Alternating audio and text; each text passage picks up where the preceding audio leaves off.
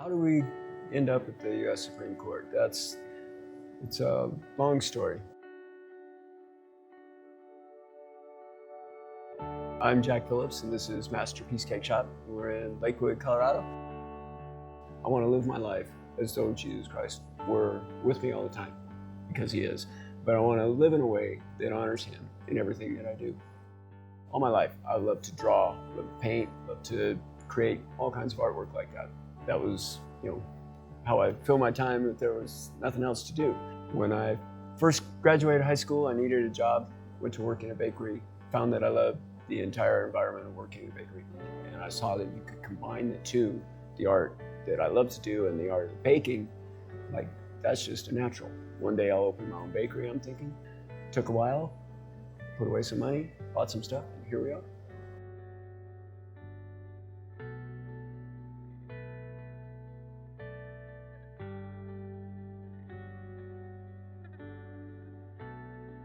I'm Lisa Eldfrick. I'm his youngest, the one that's stuck around in town. We just kind of grew up, all of us kids worked here at some point. I have a brother, sister, and me. There's always been a core family here. Two men came into my shop one day and they sat down at our wedding desk. We have introductions and they say, we're here to look at for a wedding cake, and it's for our wedding. And right away I'm thinking, I can't help these two guys out because I don't make cakes for same-sex weddings. So I try to politely say, I'm sorry guys, I don't do cakes for same-sex weddings. I couldn't hear much of what was going on, just like little bits, but it was really short. They went out, stormed out, flipped me off, swore at me, and then started a campaign against me and sued me. It was pretty quickly afterwards we started getting phone calls, and then they just started coming. And they were so awful that my dad just took over the phone and wouldn't let any of us ladies answer it. The case has progressed to where now we're at the U.S. Supreme Court. After the couple filed a complaint with the Colorado Civil Rights Commission, the commission decided to pursue that. The Colorado Commission then heard that case as well and affirmed the ALJ's decision, which was that Jack has no First Amendment rights in this case. And the Colorado Court of Appeals said the same thing, that Jack has no First Amendment rights and was not engaging in speech, nor did he have a right to freely practice his religion. The U.S. Supreme Court has found over and over that you cannot discriminate on the basis of race, and sexual orientation is a status absolutely like race. So in order to comply with both obeying the law and my conscience of not doing these cakes that I can't do, we've decided a while back that when the ruling came down that we wouldn't make any wedding cakes, period, which is a devastating thing for us. It was 40% of our income about. Before this happened, I had 10 people on payroll. Now I have 4, counting me. I have refrigerators in the back that during the springtime, summertime, they'd be full of wedding cakes. There'd be people, a lot of hustle and bustle around.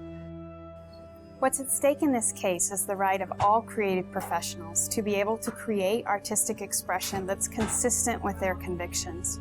But I think we really need to ask ourselves, it's not just the Christian faith that's under attack here.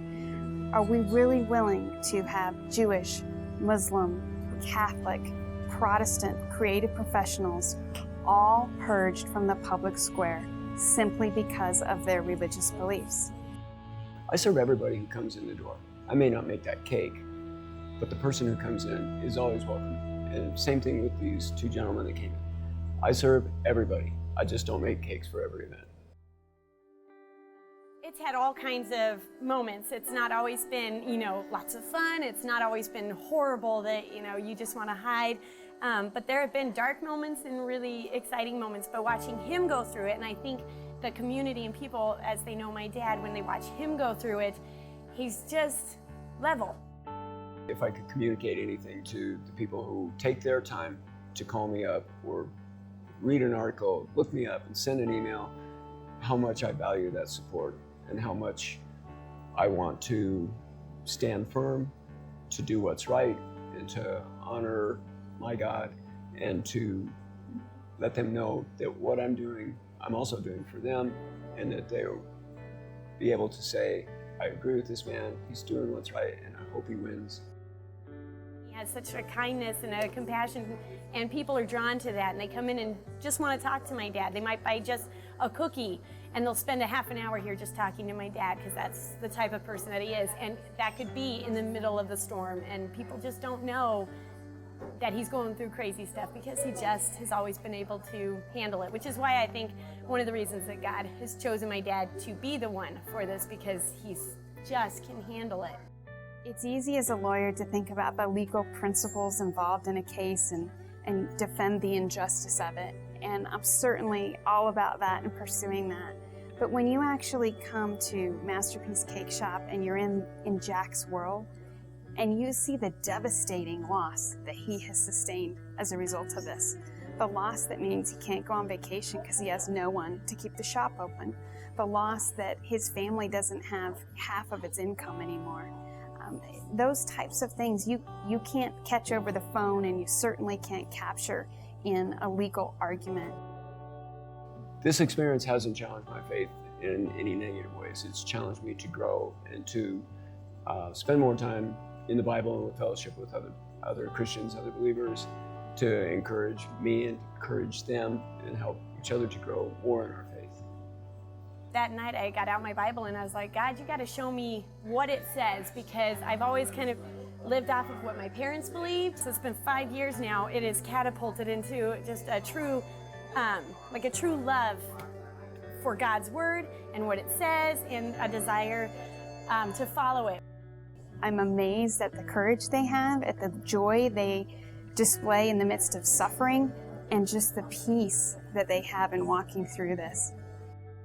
It's a small bakery, it's just a family place. But he's enabled me for over 20 years to make a living doing the art, doing the painting, doing the sculpting, working with the people, serving as many people as I can, as well as I can. It's a love for the God who created me and a desire to want to serve him and follow him.